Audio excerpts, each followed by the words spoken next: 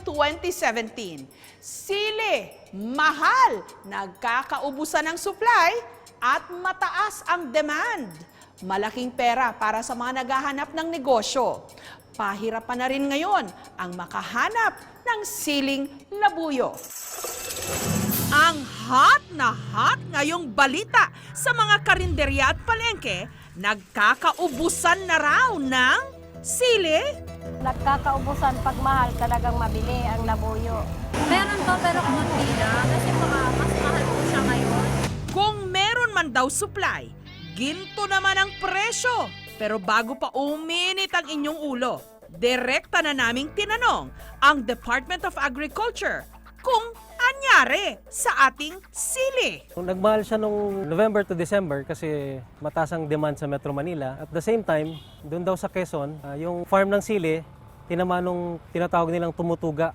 Yun yung nabubutasan yung bunga at nalulusaw kahit maliit pa lang yung, mura pa lang yung bunga. Dati daw, nakakaani sila ng 100 kilos per hectare. So ngayon, naging 20 to 25 kilograms na lang per hectare yung ani.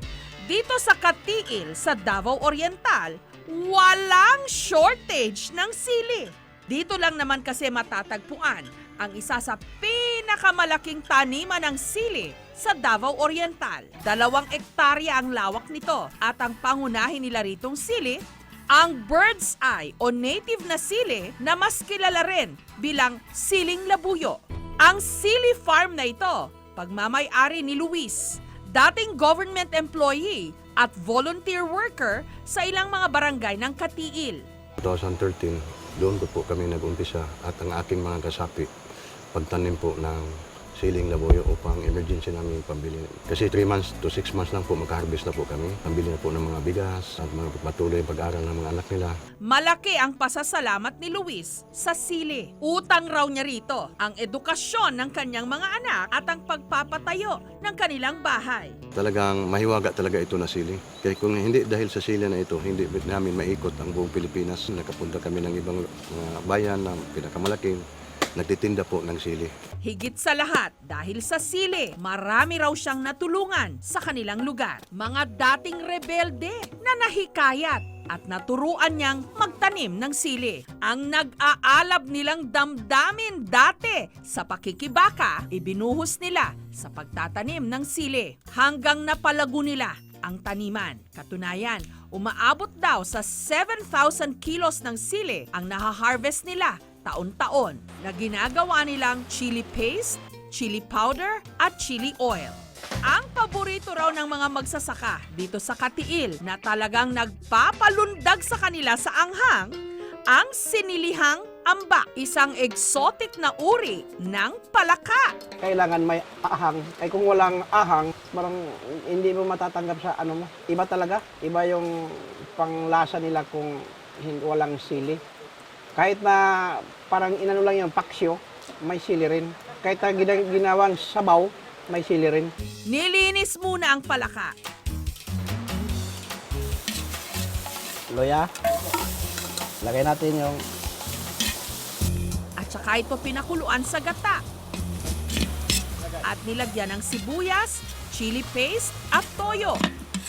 At syempre, ang magbibigay rito ng mas nakanunuot na anghang, fresh sili.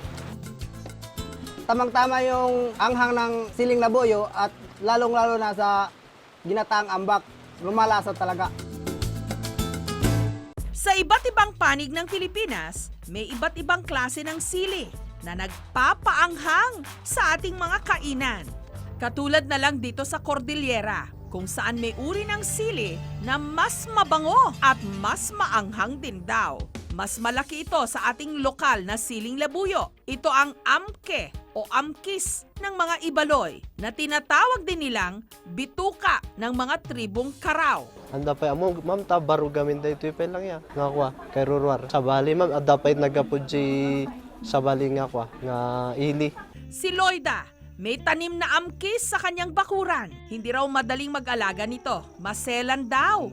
At tuwing summer lang, dumarami. Tent na kan ada tinit na ma'am ta na tudtudo kundi ko alam mo. Kan todo, matintinag no ag tudtudo ma'am. Dahil sa sobrang anghang nito, ginagamit lang daw nila bilang sausawan. Ang isa namang kakaibang sili ng mga taga Ilocos, nahahawig sa siling haba, parehas na kulay berde. Pero wala raw itong kaanghang-anghang, kaya naman tinawag nilang siling duwag. Karaniwan itong iginugulay, ginagawang pinakbet. Iginisa ang bawang, isinunod ang sili, hinaluan ng suka, dinagdag ang bagoong, at saka ito pinakuluan hanggang naluto. Sa una, parang natatakot kasi malaki siya dahil parang mahanghang. Pero pag nilasahan mo, andun yung lasa ng bagoong at suka, matamis-tamis. Nakakatakot kainin kasi ang lalaki. Tapos baka sa isip ko maanghang. Pero hindi naman pala lang natikman ko. Naimas. Sa mga atapang-atao dyan na mahilig sa maanghang, subukan ang house specialty ng restaurant na ito. Ay, nabuyo! Woo! Anghang! Ito ang steamed chili fish head. Unang inihalo ang sikretong sauce, Hunan chili pepper at red bell pepper na magbibigay raw ng sumisipang sarap. Pagkaluto, ibinuhos sa ulo ng isda at saka isinalang sa steamer sa loob ng 20 to 25 minutes. Masarap siya, tapos sakto lang po yung spice. So okay siya sa ating mga Filipinos na hindi ganun kasanay sa mga spicy or hot or yung hot foods. Ganun. Ang pagkain ng sili, nakakababa raw ng kolesterol, nakakatulong sa sirkulasyon ng dugo. Tinitrigger niya ang body na mag-produce ng endorphin. Itong endorphin ang nagpapababa ng ating blood pressure. Bukod pa doon, yung anghang niya, yung tinatawag na capsaicin, ito naman ay powerful antioxidant na nakaka-prevent ng cancer.